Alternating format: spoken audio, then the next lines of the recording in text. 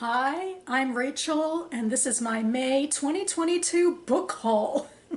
I went a little crazy this month, crazier than I have all year, and that I try not to go this crazy most of the time, but there were two in-person book festivals in May that were local to me that I went to that were, in person for the first time in 2 years. So that was my big excuse. And now I have a bunch of books to show you, which, let's be honest, is the fun point of these types of videos, so let's get started.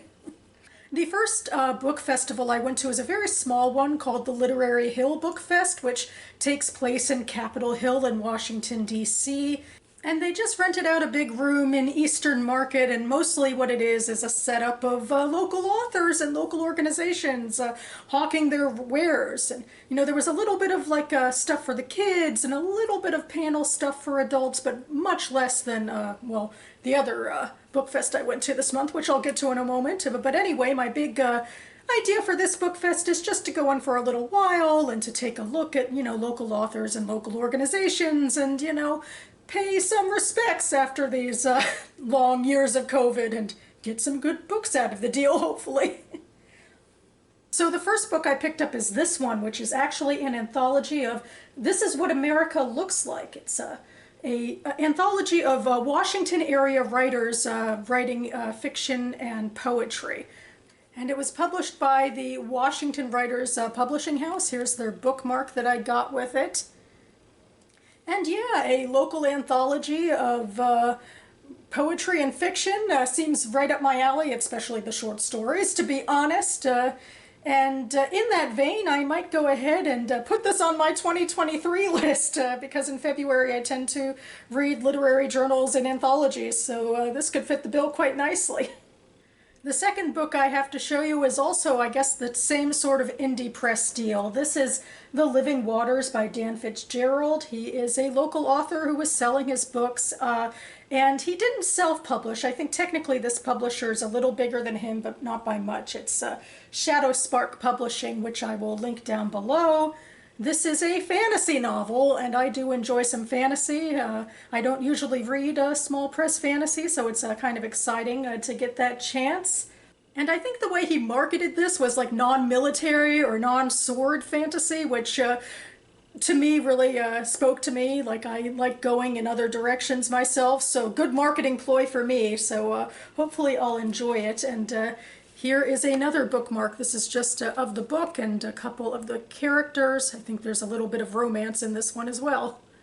Anywho, after leaving the book fest, I went right down the street to Capitol Hill Books, which is a used bookstore, one of those row houses that's just crammed to the gills with books. And, I was in the neighborhood, so I wanted to, show a little love there as well. And I picked up these two books that have been on my TBR for a while. This is Ask Again Yes by Mary Beth Keane, and this is The Flight Portfolio by Julie Oringer. This one I think is more historical fiction around World War II, and this one I think is more of a contemporary family drama, but you can see how they're kind of marketed similarly. They have similar color patterns and similar text fonts, going on here. So, meant to, I think, appeal to the same sort of reader, maybe, namely someone like me.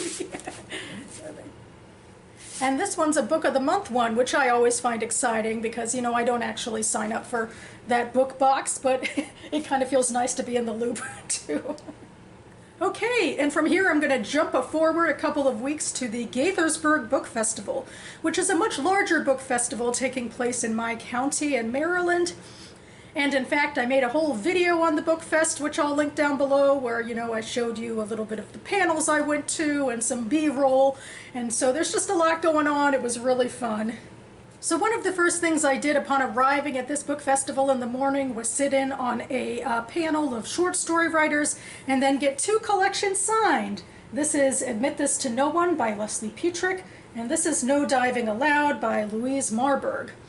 And being short story collections, these also come from smaller presses, as many collections like this are wont to do. Admit This to No One comes from Unnamed Press, and No Diving Allowed comes from Regal House Publishing. And I bought both of these books from, ta-da, this is Politics and Prose, which is a pretty big indie bookstore in DC. It has a couple of big branches, and it tends to sponsor a lot of the area book festival type of stuff going on, including Gaithersburg. One thing that drew me to both of these collections is that there's a theme to both of them, which makes it perhaps more accessible to go in and, have something recurring going on in these short stories. For No Diving Allowed, all of these stories take place around a swimming pool, which seems like the perfect season for that right now. And then Admit This to No One are all stories taking place in Washington, D.C. And, since I live and work in the area, that's especially appealing too. Also, I feel like I have to prop up short story collections. I love short stories. I try to write them, and I always embarrass myself when telling short story writers that I myself am a short story writer as well. And Leslie Putrick, when I was rambling on, said something to the effect of, so you're a newbie writer. Are you, writing from, the depths of your soul and the things that, cause the most conflict in your heart, or something like that, to that effect. And I said, I think so. So, yeah, I don't know how sincere I sounded, but way to put me on the spot, I suppose. I have a lot of faith in what I'm writing, and I think that's the best that you can do. And finally, moving on to my final pit stop from the Gaithersburg Book Festival, I went to the library, the county library's book sale, which is just an incredible hodgepodge of books that volunteers are always shoving under our faces in this pavilion of picnic tables set up in a square of fiction and nonfiction. And I tried my best to stick to books that were on my TBR list. I mostly did okay with that. Starting with this one, Half of a Yellow Sun by Chimamanda Ngozi Adichie. I'm very excited that I found this book because I am hoping to read some of Adichie's backlist in December for an author backlist video that I want to do then. And this was her fiction book that I was missing for that TBR. So I was glad to, be able to pluck this one out. And then I have Commonwealth by Ann Patchett. There were, in fact, a lot of copies of this book on those tables, but I snatched one of them. And in fact, I believe this is right at the very top of my Goodreads TBR right now, so I do plan to get to this in the next couple of months. And now I have easier access. Huzzah!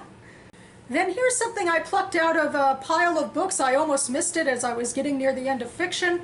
This is Of Women in Salt by Gabriela Garcia, which I added to my TBR really recently, like at the end of last year, when it came out as like a literary fiction hit, and I think it got kind of popular, and in fact it was on the BookTube prize for the first round. I believe it was knocked off, but I still want to get to it, and now, even more incentive to do so since I have my own copy. Slightly future Rachel here, because I figured I should at least read a book flap of one of these books that I, paraded in front of you, and I didn't say much about this book otherwise, so here we go. In present-day Miami, Jeanette is battling addiction. Daughter of Carmen, a Cuban immigrant, she is determined to learn more about her family history from her reticent mother, and makes the snap decision to take in the daughter of a neighbor detained by ICE. ICE is the acronym for U.S. Immigration and Customs Enforcement, FYI, anyway. Carmen, still wrestling with the trauma of displacement, must process her difficult relationship with her own mother while trying to raise a wayward Jeanette. Steadfast in her quest for understanding, Jeanette travels to Cuba to see her grandmother and reckon with secrets from the past destined to erupt. From 19th century cigar factories to present-day detention centers, from Cuba to Mexico, Of Women in Salt is a kaleidoscopic portrait of betrayals, personal and political, self-inflicted and those done by others, that have shaped the lives of these extraordinary women.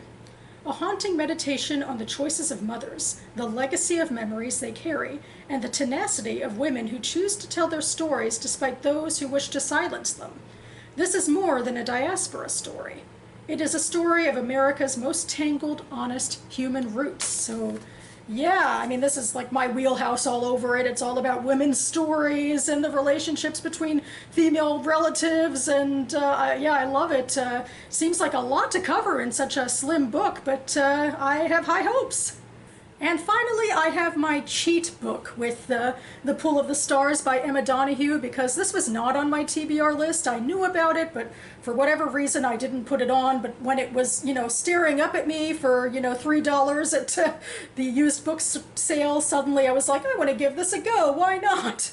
Although, again, I think it was in the BookTube prize running this year and didn't clear the first round. But, I got my own taste and my own hopes about books, and I don't know, maybe I'm still in my Station 11 adaptation haze, and pandemic books still sound interesting to me, this one being a historical pandemic rather than a future dystopian one or something.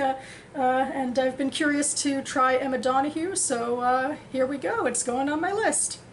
Also, I'll pull one last piece of cardboard out of this book. This is the major reason I justify going to the library book sale at the Gaithersburg Book Festival, because once you buy books there, you get a coupon for more books that you can buy at one of their stores. And so I'm planning to go to one of their stores next month for my next book haul to feed this perpetual cycle of buying used books from the library. Huzzah. So that about covers it for me now. I will leave links to the Goodreads pages for all of these books listed down below, as well as all of the small presses I've mentioned in this video. This stack certainly gives me a lot of reading I could get to immediately, but of course I'm not going to get to most of it immediately. I'm excited that I'll at least be getting to some of it immediately. But of course I also have other books that have been on my TBR for a long while that I am planning to get to in the near future. And on that note, I think I might try to round out May with one final am reading video, I guess tomorrow for the final day of May. We'll see how that goes. In the meantime, I hope you are enjoying or are excited for plenty of good books on your own TBRs. Thanks so much for watching, everyone. Happy Memorial Day for everyone celebrating in the US. And I'll see you next time.